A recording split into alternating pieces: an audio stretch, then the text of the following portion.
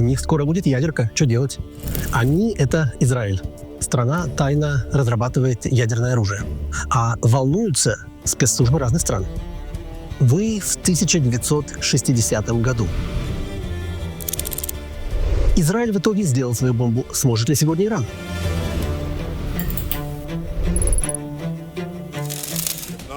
Если не остановить Иран, то он создаст ядерное оружие в кратчайшие сроки.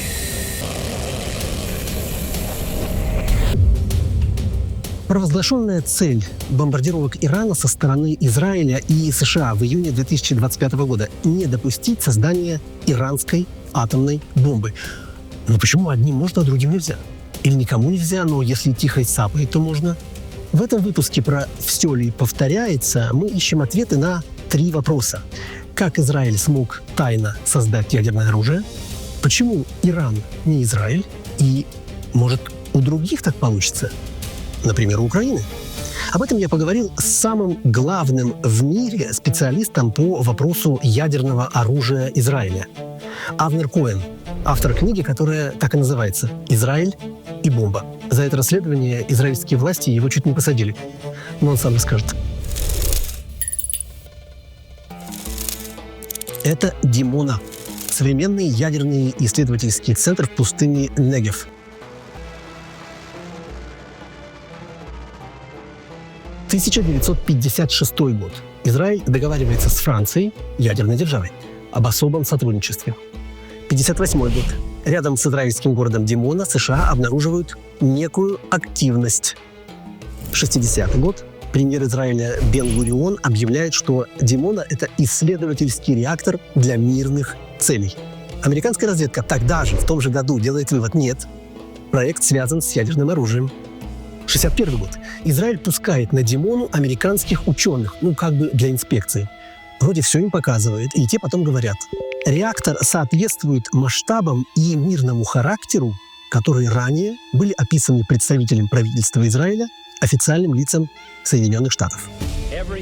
Каждый мужчина, женщина и ребенок живет под угрозой ядерного удара, висящего на тончайшей нити,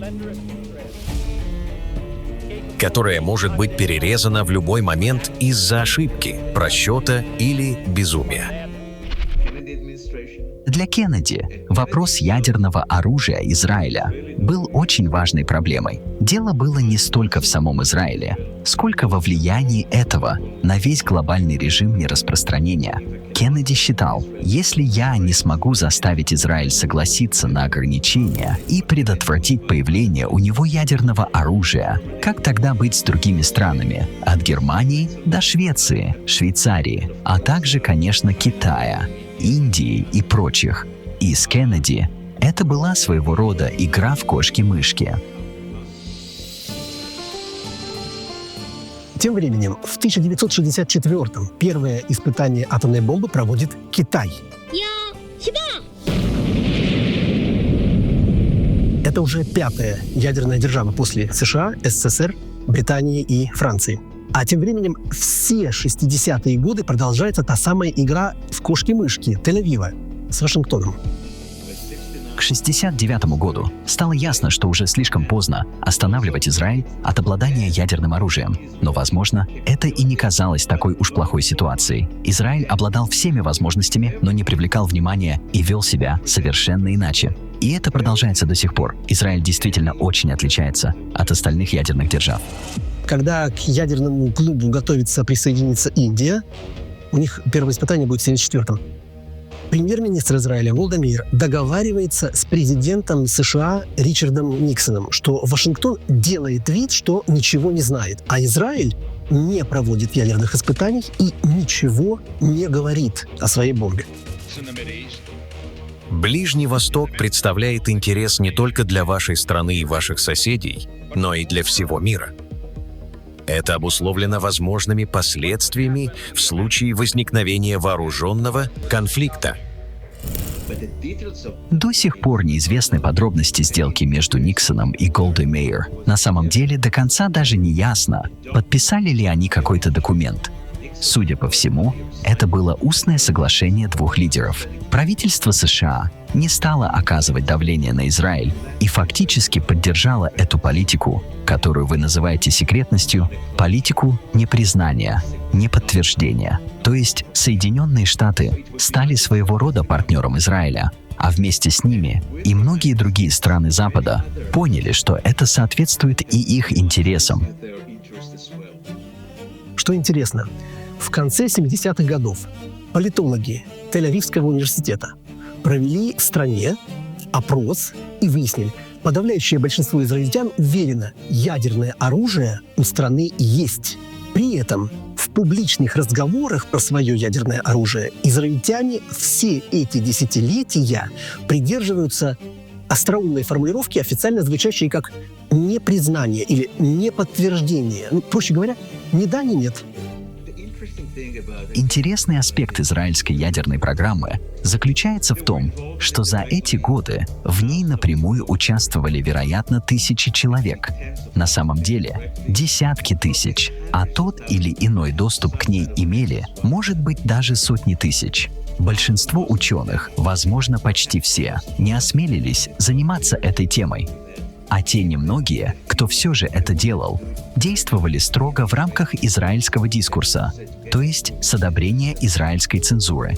Был только один случай, когда кто-то вышел за эти рамки. Его можно назвать шпионом, а можно разоблачителем. И это Мордехай Вануну. Все это только подтверждает, насколько, по сути, все израильтяне согласны с уникальностью и табуированным статусом этой темы. В 1986 году Вануну, будучи не в Израиле, рассказывает британской газете Sunday Times про ядерную программу своей страны и передает фотографии изнутри Димоны, где он работал и откуда его уволили. Это грандиозный международный скандал. Израильская спецслужба оперативно похищает Вануну и из Европы привозит в Израиль. И вот еще про табуированную тему. Когда арестованный Вануну оказывается рядом с фотографами у здания суда в Иерусалиме, понимая, что поговорить с прессой ему не дадут, он показывает свою ладонь, на которой написано «Вануну похищен в Риме 30 сентября» и так далее. Его успевают сфотографировать, вот этот снимок, но в израильской прессе эту надпись на ладони поначалу замазывают. Цензура, потому что ни да, ни нет. И вообще к этой теме мы не имеем отношения. Да? Премьер-министр Израиля Шимон Перес, который в 50-е и 60-е занимался строительством Димоны, теперь призывает израильские СМИ учитывать, что соображения безопасности страны перевешивают право у общественности знать детали дела Вануну. Пресса подчиняется.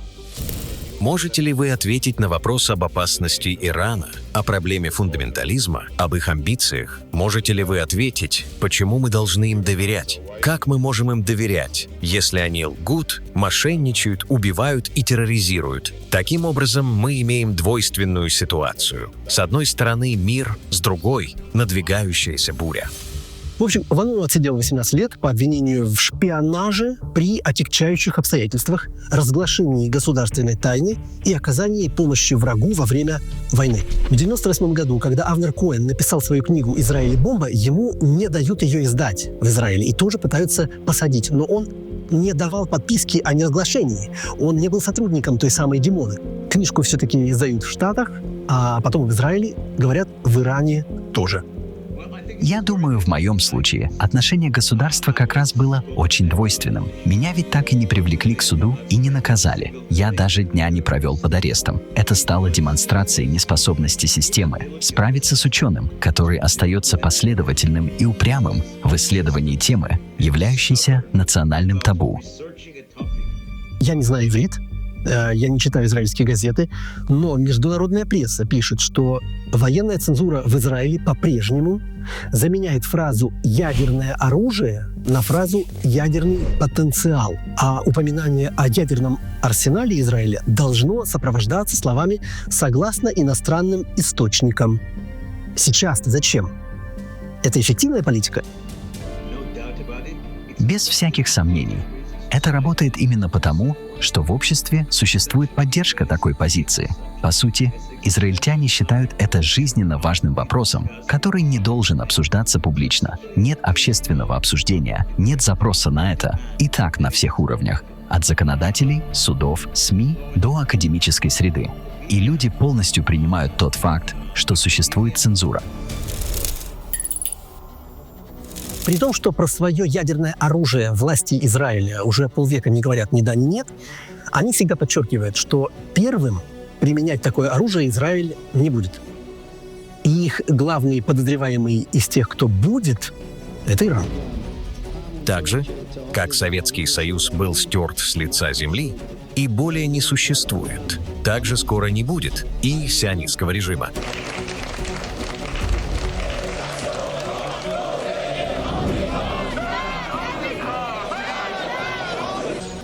Иран продолжает наращивать темпы своей ядерной программы. В ближайшие 5 лет страна планирует установить 50 тысяч центрифуг для обогащения урана. Они завершат среднее обогащение и перейдут к заключительному этапу. С этого момента пройдет всего несколько месяцев, а возможно и недель, прежде чем они получат достаточно обогащенного урана для первой бомбы. Нынешний премьер Израиля Нетаньяху говорил об этом еще в 1992 году, будучи депутатом израильского парламента. Есть даже такое мнение, что Нетаньяху всю свою карьеру построил на иранской угрозе. Во многих отношениях Иран пытается быть Израилем. Иранская ядерная программа имеет много общих черт с израильской. Я думаю, у Ирана тоже есть большая доля двойственности. Как и Израиль, Иран не стремился к простому выбору в пользу обладания бомбой и открытого присоединения к ядерным державам. Как и Израиль, он сочетает решимость и осторожность. Именно поэтому Иран говорит о своем желании иметь технологии обогащения, а не саму бомбу. Во многом Иран пытался подражать Израилю и шаг за шагом становиться все более пороговым государством, учитывая, что на сегодняшний день именно Израиль – главное пороговое государство. Поэтому, на мой взгляд, здесь очень много сходства. Пороговое государство – это еще один термин в жанре «ни да, ни нет». Страна на ядерном пороге. То есть, если надо, сделаем. И логику иранских властей можно понимать так. Если у Израиля вот-вот и будет, то пусть и у нас вот-вот и будет. Что касается отношения других стран, разумеется, для Израиля международная обстановка была куда более благоприятной. Израиль занялся разработкой ядерного оружия задолго до Ирана. Он занимался этим в 60-е годы, и в конечном итоге Израилю позволили не подписывать договор о нераспространении ядерного оружия, что значительно облегчило для него создание собственного уникального статуса. Если бы не было принято мер по предотвращению распространения ядерного оружия сначала в одной стране, а затем в другой, то через несколько лет весь мир поглотило бы черное облако страха. На бумаге это главное отличие. Иран подписал договор о нераспространении ядерного оружия, то есть пообещал его не иметь. А Израиль ничего не обещал, ничего не подписывал. Но в жизни, несмотря на многочисленные войны, ни разу атомную бомбу не применял и не угрожал ею. Самое откровенное, что было сказано по этому поводу, это как раз Нетаньяху. 2018 год, он тогда приехал в тот самый ядерный реактор Димона на церемонию переименования объекта в честь Шимона Переса, бывшего премьер-министра. И Нетаньяху тогда сказал: Те, кто угрожает уничтожить нас, подвергают себя такой же опасности и в любом случае не добьются своей цели. это, конечно, уже не тот Израиль, который темнил все 60-е годы. С тех пор мир сильно изменился. И, разумеется, заявления Израиля о ядерном оружии до сих пор остаются частью той самой политики непрозрачности. Дело не только в том, что Израиль не говорит об этом открыто. Израиль в своих официальных заявлениях никогда не говорит об уничтожении народов, об истреблении, о непризнании права других стран на существование. Все, что лежит в основе израильской ядерной программы, это память о Холокосте, это клятва «никогда больше». Если же говорить об Иране, с его стороны было много разговоров об уничтожении Израиля. Так что мир относится к Ирану и к Израилю совершенно по-разному. И, я думаю, на то есть веские причины. Иранская политика непрозрачности, по примеру Израиля, в 2025 году, очевидно, не сработала. За 12 дней июньской войны, по крайней мере, часть атомной инфраструктуры Ирана была разрушена. Я думаю, история с Ираном еще не завершена. Мы до сих пор не знаем, насколько сильно пострадала иранская программа, каков масштаб ущерба. Хотя, на мой взгляд, для Ирана это был серьезнейший удар. В любом случае, я думаю, что этот урок запомнится надолго и будет иметь значение и для других стран. И все же, если помнить о том, как вел себя Израиль, пусть не Иран, но может ли кто-то еще повторить? Дружить с Западом, договориться с ядерной державой, как Израиль в 1956-м с Францией, какое-то время играть в кошки-мышки с международными наблюдателями. А потом все поздно. Вслед за Израилем и Индией в ядерный клуб вступили Пакистан и Северная Корея. Да, вот, кстати, Северная Корея подписала договор о нераспространении ядерного оружия. А в 2003 году из договора вышло. 핵 단추가 내 사무실 책상 위에 항상 놓여 있다는 것. Украина после развала СССР отказалась от атомной бомбы. И уж сколько раз с 2022 года украинцы жалели об этом, что вот тогда Россия не напала бы, если бы у нас бомба была. На днях отец ракетно-космической отрасли независимой Украины Владимир Горбулин сказал BBC, что его страна могла бы вернуть себе ядерное оружие совместно со странами Европы. Президент Зеленский тоже в 2025 году заявил: раз вступление Украины в НАТО затягивается, тогда пусть они дадут нам ядерное оружие. Я не знаю, способна ли сейчас сделать это Украина. Это не так просто для Украины сегодняшнего дня. Но в целом это здесь больших сложностей нет. Все понятно же, как это делать. Могу сразу сказать, Россия этого не допустит ни при каких обстоятельствах. Речь не только об Украине. Много какие страны считают, что их соседи угрожают самому их существованию. Украина, как мне кажется, нет. Но все зависит от того, что будет у нее с Россией. Ведутся разговоры и о Польше, и о других странах Европы, которые, возможно, об этом задумаются. Также это зависит от отношений с Трампом и прочего. Будущее НАТО в какой-то степени новый вопрос, открытый вопрос прямо сейчас. Две страны, о которых я думаю, и именно поэтому то, что сейчас происходит с Ираном, окажет влияние на весь мир, не только на Ближний Восток. Это Южная Корея и Тайвань. Вопрос в том, захотят ли они постепенно в условиях непрозрачности приблизиться к обладанию бомбой. По этому поводу существует множество предположений, особенно про Южную Корею. Так что история разворачивается на наших глазах. Это был спецвыпуск проекта «Все повторяется» с участием главного спеца по израильской ядерной программе Авнера Коэна. Делитесь этим видео, ставьте лайки и пишите комменты. Мне вот что особенно интересно. Израильтян я не могу спрашивать, раз там военная цензура, что провоцировать.